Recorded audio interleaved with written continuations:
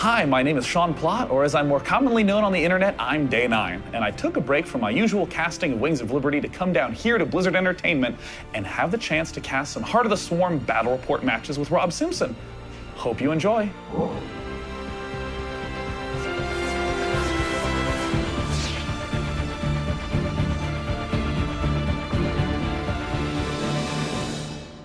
Hello, my name is Sean Day 9 Plott from Day 9 TV. And I'm Rob Simpson from Blizzard Entertainment, and you are just about to watch a very special battle report for Heart of the Swarm. Now, worth mentioning is that this build is a development build, so not all balance or units in the game are final. We'll still get to see all those new units kicking into action in the ZVP matchup here today, and especially all the differences between the old Wings of Liberty strategy and the brand new Heart of the Swarm strategy. Let's begin by introducing the map. Always the important part of the game. Howling Peaks has a pretty standard natural expansion right outside your front with a relatively wide choke to defend. And now that choke is going to lead down into the potential third base for said player up here in the upper right-hand corner of the map. And now you can actually see where this map starts to really open up with the variable attack paths. Yeah, I mean, there is a center to the map, but it's broken up into a lot of pieces. And even these little features, such as the destructible rocks, you can take those out and open up a new attack path to another expansion. Even your own natural expansion has this backdoor counterattack path, meaning you have to be aware of an attack coming from any angle at any point in time. And now moving down this ramp, we see what most players on this map have been taking as their fourth base. Now, worth noting about this area of the map is that not only is it in a small, lowered area, but also over here on the left side is the collapsible rock tower. Now, when you deal 500 damage to this collapsible rock tower, it lands and changes into destructible rocks. So that's a great way to create a temporary defense for that expansion. Another expansion up in the top left. I don't think it's as important that there is an expansion here, but more so that there are more attack paths, all relatively narrow. You can cover them with this watchtower to see what's coming from where, but plenty of action available in the center. As you mentioned earlier, this is the center of the map, but as you can see, it's not just a big, wide open battle area. There are so many ways to attack the center of the map and pass through. So if you had to describe the map in one sentence, it would be a big map with a lot of different ways to attack. And as we can see, the Zerg player pretty much going to be opening in that standard Wings of Liberty fashion. Most of the Zerg tech is late layer or early hive, so it's the late game where we'll get to see the Zerg really shine. Right, so here over on the Protoss side, you can also see that the first several minutes of the game will be very similar, but Protoss have access to a unit relatively early in the game called the Mothership Core. Yeah, we'll be getting a chance to see the Mothership Core in a sec, assuming that, of course, the Protoss player doesn't want to abandon all reason and not get it.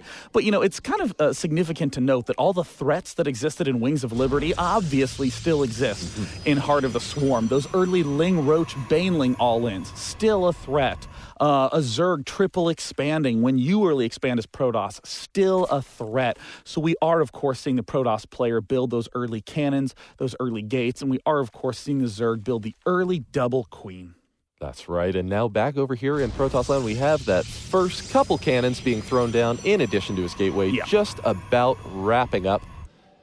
And now up in the main, we can see that the Zerg player has a little bit more information on his opponent, but not too much given how early in the game it is. Yeah, Protoss floating right on in, the Overlord from Zerg floating right on in, seeing everything Protoss has. And I like the fact that we're seeing Protoss build those two cannons because it's pretty difficult to cover all the wide open space at the natural expansion alone. Oh, and now take a look at that new Queen graphic. Yeah, and of course, when you hover over the hatchery, you can also see how many workers are attached to it, so you don't have to manually count 5 of 24, as of course the optimum worker amount is 16 on minerals, 3 on each gas. And oh, and what's this? Looks like, it's the Mothership Core. And this, a brand new, I guess, structure/unit. It's attached to the Nexus, and it has a variety of abilities. Teleport allows it to move to another Nexus. Energize for 25 energy. You can remax the energy on another unit. And now it also has Purify. It powers up the Mothership Core and lets it gain a powerful attack, effectively turning it into something like a cannon. Now it also has the Mass Recall ability, which recalls all units owned by the player back back to that Nexus. And of course, the upgrade to Mothership.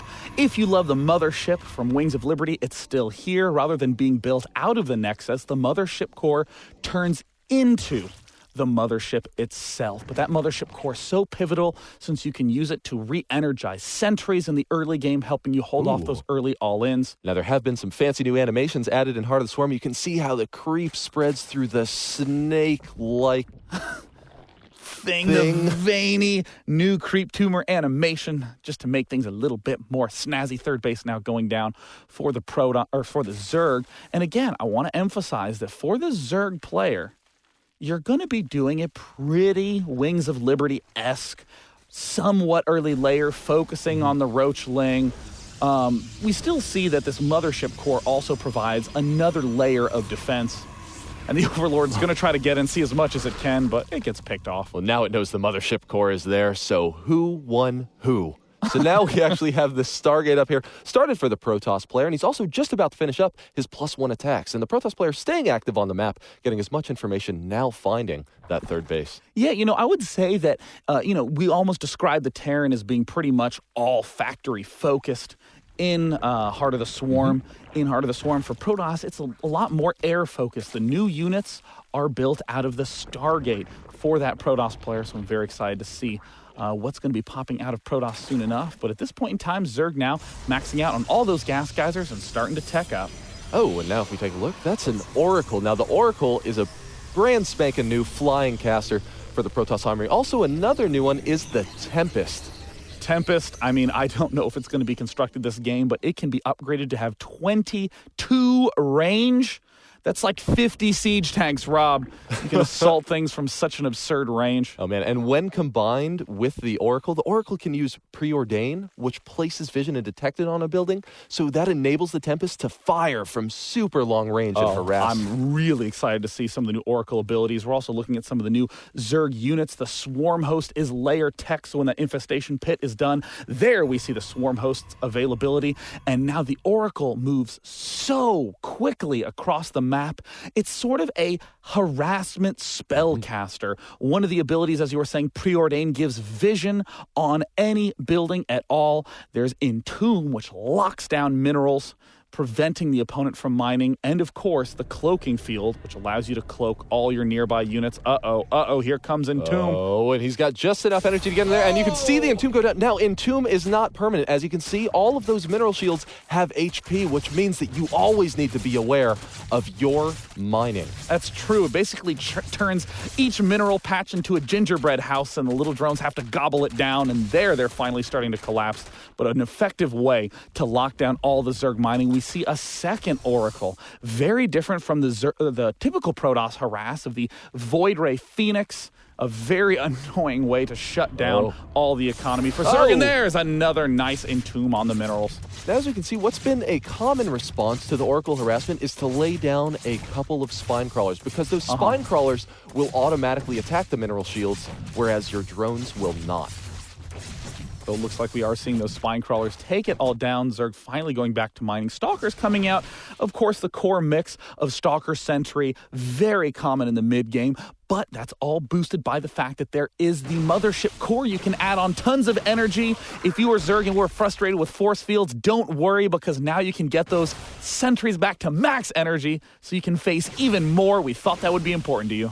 That's right. We know just how much you love to face force fields. And so now we have the Protoss player getting up in here, playing a little bit of harass, taking down one of those spine crawlers, going in for a second one. We can see that the Zerg player really doesn't have a whole lot of answers to this. There's that lone queen out there, beautifully trying to fire away. But the Swarm Hosts have arrived, and those Locusts are closing in on the Protoss force. And they're the Locusts, now an extremely powerful siege unit, the Swarm Hosts are. We see some of those force fields thrown down, but those Locusts, extremely thin units, very much so like Zerglings in their size, can slip through any misplaced force fields with ease. And even though that expansion fell down, and pull the recall out the units with the recall. That is the Mothership core in action. Now, the one thing to note about that mass recall, it might seem super powerful to rush into an expansion and then to retreat, but mass recall is 150 energy. It saps almost all the energy out of that Mothership core for another 3 minutes. So that's right. And not very only careful that, to but use. you can only have one mothership core. Exactly like the mothership in that regard. We do see the 2 oracles on the minimap spread out. Looks like Zerg is planting a line of spine crawlers and swarm hosts, and has the Hydrals there to deal extra damage. I mean, a lot of people talk about the Roach as being the unit that absorbs the damage and the Hydrals being the one that deal it. Well, Locusts and Hydras, a great way to push these back, and the Locusts are free. They're generated from the swarm hosts, so now we see space being controlled very well by Zerg, and Protoss is a little bit on the retreat. That's right. So if you're able to land your Locust in the center of the map and control space, Yeah. Now we also saw that the Protoss player, because those Locusts were closing on him, he actually had to use some of his energy to defend from those free units. But now the Protoss player moving around the center of the map, just as we said, there's so many places to attack, but it's looking like the Zerg is ready with Hydras. Oh, this is a really risky engagement because we see those Hydras are on creep, which means that they are going to be moving very fast. And we see a huge swath of those swarm host locusts popping out. The swarm host locusts take 25 seconds for another round to pop out. So it looks like for a brief period of time, the Protoss player will be able to retreat there. Those locusts now evaporating, but another round is coming soon, no doubt. Oh, man, and the Stalkers and Sentries are forced to completely abandon as the Protoss player now gets out there and establishes his 4th base. Now, amidst all the madness, we have seen that the Protoss player is pretty much up to 3 bases right about now, but now the Zerg is on the assault. Oh, it looks like the Swarm Host Hydralisk composition. He's going to have to wait for those Locusts to pop up so then he can attack in a wave. He's going to move forward with the Hydras, start to deal that damage, and he's going to retreat the instant that those Locusts pop out. We see the Locusts slowly evaporating, but this 4th base expansion attempt is likely to fall, and the Hydras, whoa, look how fast the Hydras are. That is the brand new Hive Tech speed upgrade for those Hydralisks. That's right, those speedy Hydras enable them to engage from much better angles, much quicker. They can also get in and attack and pull out of the battle much faster as well. And now we see just how effective those Locusts truly are, moving in those free units and having them absorb all of the attacks while the Hydras take down the Nexus. Oh, and they get the Nexus, and the next round of Locusts pop out in slow mass numbers. The Locusts continue to invade. And where'd that come from? That cannon is the Mothership Purifier ability. No, that's the Tempest. Excuse me, I just saw a long-range shot coming from nowhere. Look how speedy those Hydras are, closing in on that Tempest very quickly. They're off creep, but look at them close that gap. Ooh, Tempest trying to get away. Oh, the most expensive air unit for Protoss is going to fall. We see one Tempest is there, just slowly, quietly one-shotting, and there's the preordained to get the bonus vision on that hatchery. Protoss can now see everything around that hatchery. Is using the long-range Tempest to slowly pick off all the nearby buildings. Oh, man, and that Tempest is just so far out of reach for the Zerg player right now, but the Zerg doesn't care. He is on the move. Here we have all of those swarm hosts, Vipers, and Hydras moving around the right side of the map, getting ready to assault the Protoss player's 3rd. Viper, another flying spellcaster for Zerg, does have that abduct ability, the ability to grab one unit and bring it close. It does also have the ability to consume to get more energy. And now, not to be discounted, is the Blinding Cloud. It reduces ranged weapons to 1, and it only works on biological units. But now we have the Zerg player landing in those swarm hosts and starting to use those Locusts to lay waste to the Protoss 3rd. Oh, we do see that Oracle that was initially used for harassment now going to be able to cloak all those units. A great ability from the Oracle. Looks like Zerg does not have any detection. And tries to go for the abduct, accidentally whiffs the Oracle. We'll have to go for a second round in there and manages to pick it off. We do see that Mothership Core has teleported to that bottom Nexus, may turn into the Purifier Beam, and there it is, becoming a massive cannon. And now the Vipers are over there biding their time, just waiting for the right opportunity to once again get in there and abduct a few of those Protoss units. And now we see yet another warping round coming out from the Protoss player, although those Zealots are just falling at the hands of the Locusts. God, the Locusts are just so powerful, Rob, especially backed by the Hydralisk with their fast ability to micro. We see the Tempest does have the range upgrade. It is firing from so far away.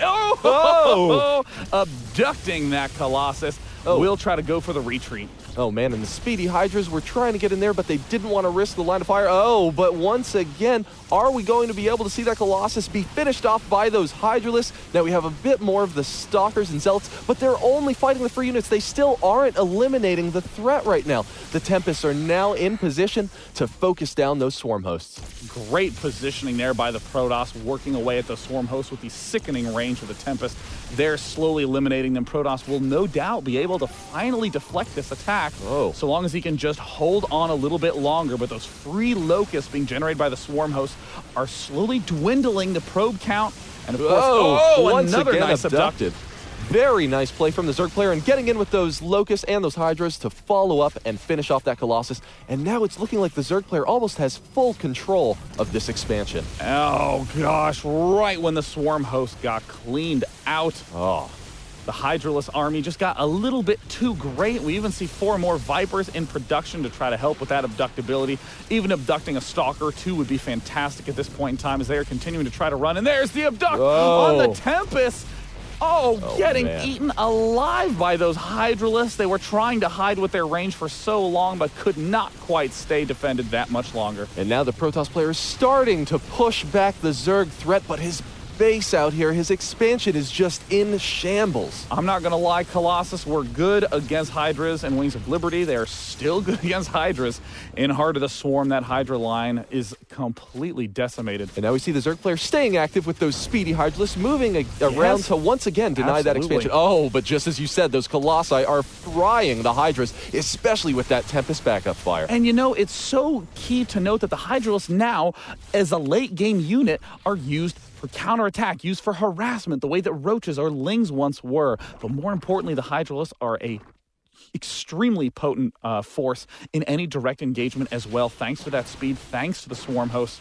Protoss now trying to do some harass attack, dealing damage to that top left hatchery with whatever it can. Very small mix of units, but look at the range on those Tempests. Jeez, that's crazy to see in action. Man, they are just hammering down on this expansion. The Zerg player is scrambling to get over there, and he has Ultralisks now in his composition as well. Now, Ultralisks have the charge ability. It's Burrow Charge. It can close such a large gap and briefly knock up and distract units as they close that distance. The Vipers do want to get in position and cast that abduct to snatch up the Tempest, to snatch up the Colossus. But the Oracle still being used to entomb all of these mineral fields, try to shut down the mining. Those remaining Swarm Hosts that ate away the bottom base now slowly trying to work on the Protoss Natural. Oh, man, and the Zerg player, we can see, is just trying to establish map control to the best of his ability right now. Both these players really just vying for the economic game. Now, as we can see, those Swarm Hosts just really getting the bang for the buck for the Zerg player and just preventing that Protoss from doing what he wants. Oh, man, and those Locusts are just hammering down once again as the Tempests finish them off. Gosh, the range on those Tempests is just absurd.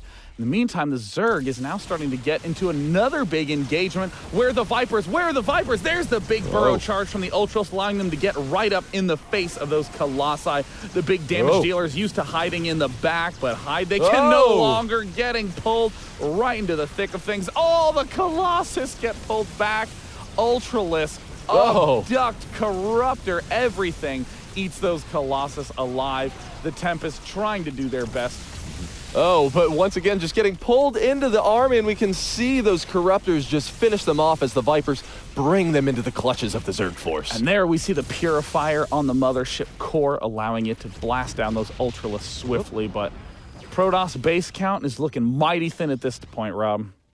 It most certainly is. We can actually see the Protoss player is just fighting to hang on to the game. And once again, that slithering creep tumor animation moving out there. And wow, this whole time, the Protoss player has stayed so active with those Oracles, making sure to do whatever he can to stay in the economic game. Yeah, I mean, it's so hard when you're low on the bases and Zerg's high on the aggression to have an answer. The Oracle is that answer, but it's still only temporary. And especially when your opponent has just drastically more bases than you as well, it's going to be very hard for you to stay in just on the heels of the Oracle. And at this point in time, the Zerg, with that really high gas count, could transition into some more infestors. Of course, the Broodlord's always an option, but that Hydra Abduct combo is much more well-suited for the mobile Zerg. And we're also seeing the Protoss, who's running a little bit low on cash himself, is starting to go for some gas-heavy units, trying to establish some kind of control in the center. And it looks like there is an engagement in the center as all the Hydralists rush up. Hydra's same speed on creep and off.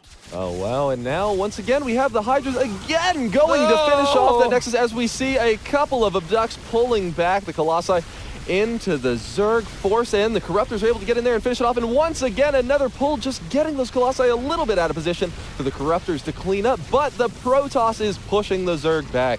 Oh, was only able to do it for a little bit longer, but now the expansion falls. And Protoss is scrambling to try to get to the southern base to reestablish control of that. Might want to take out the collapsible rock tower. Zealots do engage against those building spine crawlers, but the double headbutt combo proves too strong for the Zealot. Does look like the Hydras take down the assimilator. The expansion is cleaned out. And gosh, I mean, Hydra Viper with the Swarm host, it's just so good at slowly breaking those lines. But as you were saying, Rob, the Oracle is just nonstop harassment. Yeah, staying active with that unit can just be so valuable. I mean, every time that you're able to land the shields onto those minerals, that's guaranteed harassment. It doesn't matter whether or not they're fast on the reaction. It's still some small amount of mining time that they won't be able to access. And now the Hydra is starting to dart forward. It looks like there we do see the Mothership core is in Purifier mode, starting to deal massive damage to those Hydras, easily able to two-shot, but no, the Mothership core goes down. No Mothership energized, teleport, recall, none of it.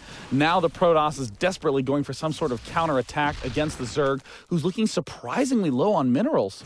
Oh man, and we actually, so as we see the Zerg player try to establish some sort of defensive line across the center of the map, it seems as though the Protoss player has gotten there just a few seconds too soon for the Zerg player to defend, and those spine crawlers are falling left and right before they're able to burrow. The Immortals dealing massive damage to all the armored buildings, but Hydralists are a light unit type. And that is largely the mix that we are seeing out of Zerg. And we see another nice Abduct, allowing him to pick off those High Templar. No Storm for you soon. And there's another Abduct on the Archon, able to escape safely, though. Oh, pulling the Archon back into the clutches of death. Yes. The good old yoink move continues to pick off those Archons one at a time, and now we see the probes even trying to surround the Hydras, but my God, are they fast. But the Protoss force a little bit too much, and due to the nonstop harassment from the Protoss player with that Entomb, it's looking more and more like the Zerg player might actually fall in this game. Oh man, and in comes yet another assault from all of these Zealots, moving up into the upper left expansion, finishing off what is left of these two spine crawlers, and now those drones are free for the picking. I actually don't believe it. Did Protoss actually pull this off? I mean, the number of abducts that were going on, snatching up all those valuable Colossi. But I mean, the Viper, so expensive at 200 gas, even if you invest in 3 Vipers. That's 4 Infestors you couldn't build. That's a full set of upgrades. That's almost 12 Hydralists that you are suddenly not able to build. Right, and we also saw that the Zerg army really ended up being largely comprised of those caster units, but not units that could deal damage to everything. We saw just that large group of Vipers and Corruptors be destroyed by all those Stalkers and Archons down at the bottom. And now that assault has continued. Oh, the income is so low for the Zerg player right now. That Oracle is really paying off. Incredible job on the Oracle. I wish there was a little counter of how much money he's hurt the Zerg player. And now we see the Hydralists on the creep, chasing down those relatively slow Protoss units. Nice little rearrangement micro there. The Hydralists, without the support of the Swarm host, are a lot weaker, though. They're falling very rapidly, and it looks like Protoss making a big push up the center lane.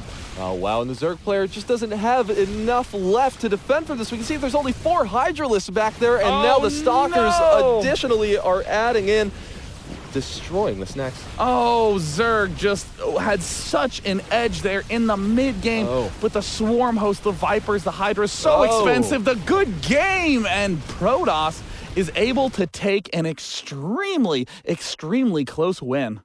So we hope you got the chance to enjoy this new showcase of strategy and units in Heart of the Swarm. I'm Day 9. And I'm Rob Simpson. Thanks for watching.